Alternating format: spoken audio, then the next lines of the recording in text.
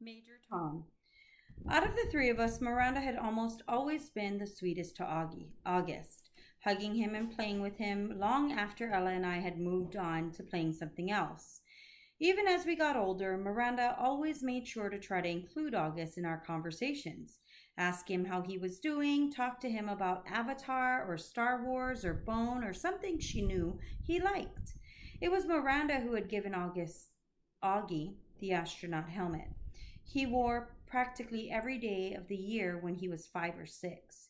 She would call him Major Tom, and they would sing Space Oddity by David Bowie together. It was their little thing. They knew all the words and would blast it on the iPod and sing the song out loud. Since Miranda's always been really good about calling us as soon as she got home from summer camp.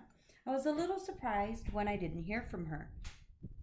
I even texted her and she didn't reply. I figured maybe she had ended up staying in the camp longer now that she was a counselor. Maybe she met a cute guy. Then I realized from her Facebook wall that she'd actually been back home for a full 2 weeks, so I sent her an IM. And we chatted online a bit, but she didn't give me a reason for not calling, which I thought was bizarre. Miranda had always been a little flaky, so I figured that's all it was. We made plans to meet downtown, but then I had to cancel because we were driving out to visit Tata and Papa for the weekend.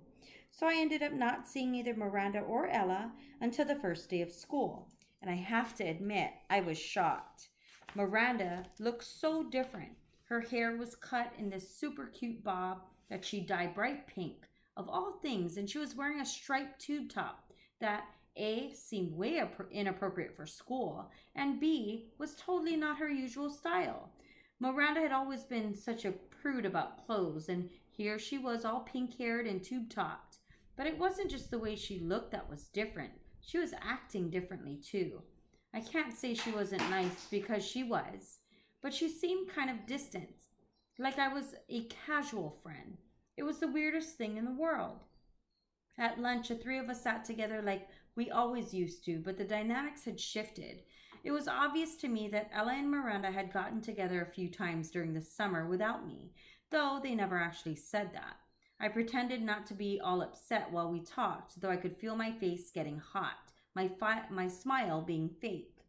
Although Ella wasn't as over the top as Miranda, I noticed a change in her style too.